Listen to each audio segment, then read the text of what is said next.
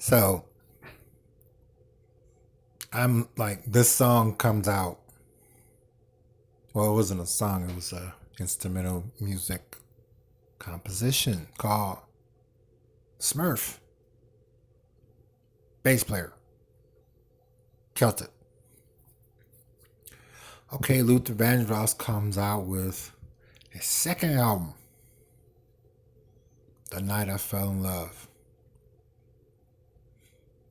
Marcus Miller. Killed it. I think another song he made was called I think Bad Boy or Having a Party. Bass guitar. Killed it. Um by this time, like Prince is on his third album. Time 86. I didn't know that Prince was a one man band. It took me a little while to figure that out. But he's just killing the bass guitar. So at this point, then another jam came out. Must Be the Music. Bass guitar player, nice. Slave. They coming out with Watching You, Snapshot. Just killing the bass. Then let's see. Who else? Okay, at this point, so much music is coming out. And I still don't got no money. But I'm starting to pay more attention to bass players in all different categories of music. So Huey Lewis and the News, great bass player. Um, who else? Because we're like living on Coventry at this point. Um, oh, okay, you got the Parliaments. You got One Nation Under a Groove, Aqua Boogie, Rumpelstiltskin, and and then just one hit wonders or local groups, just tight. Loverboy, Let's Go Out Tonight. They made another song called I think it was called dang.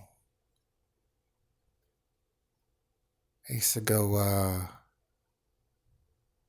I know it, nice bass guitar. Real nice. Oh, and then we got George Duke. He produced Jeffrey Osborne album. And this was like one of the songs, I Don't Need No Light to See You. Baby, Stay With Me Tonight. Earth, Wind, and Fire was still cranking out jams too. And the A bass player just tight. Now at this point, Utilities is still off. MTV just came on the scene. Rick James dropped the jam, Standing on the Top, Dance With Me. And these are, heavy bass guitar grooves. I'm hooked. Still hadn't got intensely motivated to actually scrape up some money and buy a bass guitar. Nah, I was ways from that. I was just, happy that I got a chance to hear music because the lights were always off at the house. So I was always have to go over like the neighbors whose electricity was on, and I was hoping that I got a chance to hear some music. So by this point, Michael Jackson is he's already released Thriller,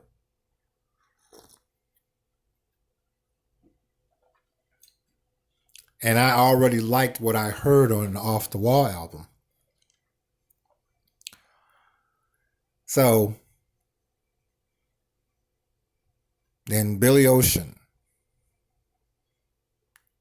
he was known for having nice bass guitars, grooves in his music.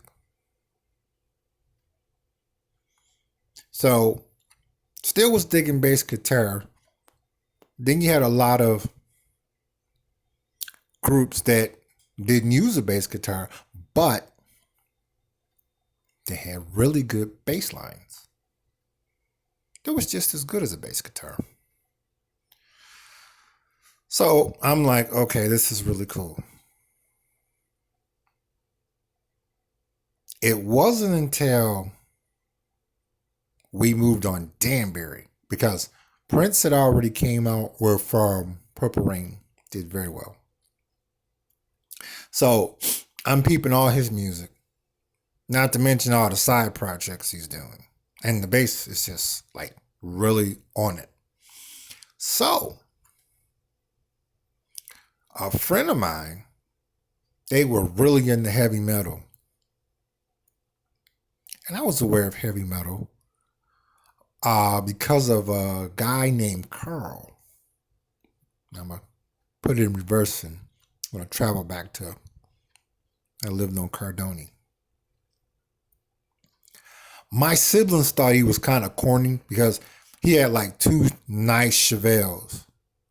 And he was a huge Rolling Stone fan. So I got a chance to hear them. Nice bass style. And he was a huge fan of Queen. Another one bites the dust. Excellent bass style.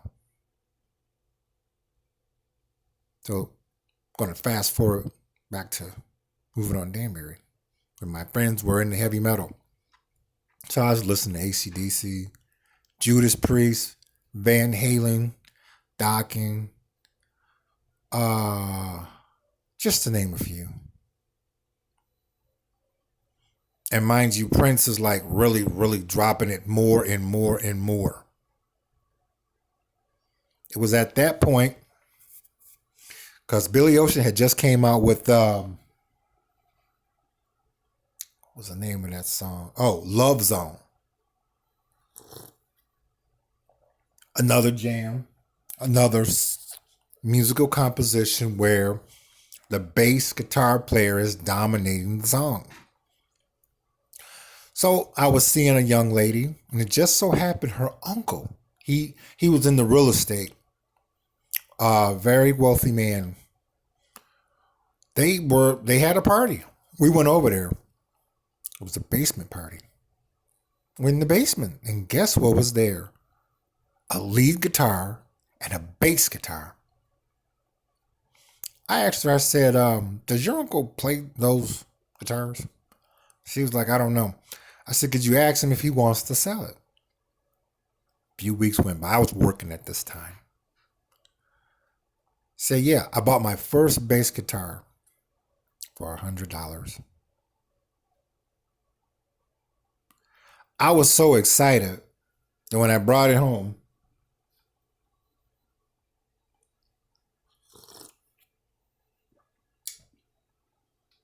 I didn't know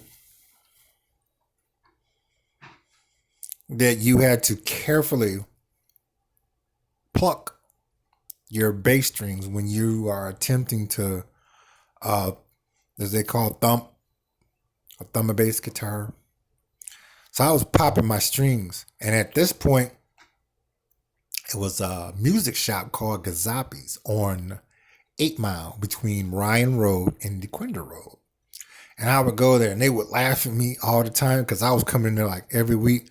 buying another pack of bass guitar strings.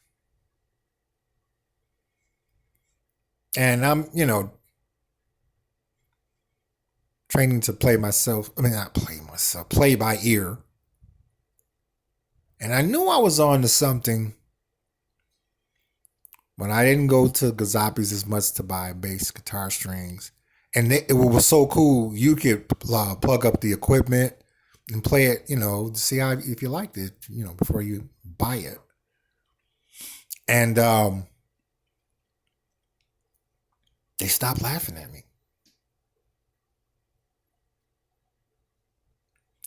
It got to the point where I was in the basement playing or trying to play. And my mother said I was getting good. My sister dated a guy named Pete that was a musician. He was tight. And he left his equipment over and I was able to experiment with it. So I'm getting a little better. And at this time, Bobby Brown, Albie Shore, Keith Sweat, Teddy Riley are really big on the scene.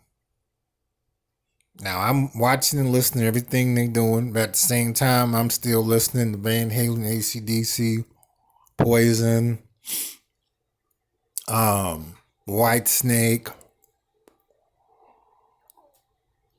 Prince, Michael Jackson, Quincy Jones, Brother Johnson's. Let's see, was Slave still out at that time? Well, see, I was listening to it all, formulating my style. And I ended up meeting someone. They were a lot older than me. They could play really well and they didn't read music. And they taught me how to play drums, bass, lead guitar, and keyboard. I just wanted to play in a band.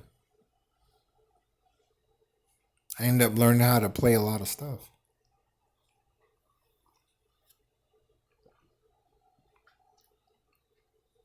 To the point where I could hold my own. I learned how to rap by mistake. I'll tell you about that later on.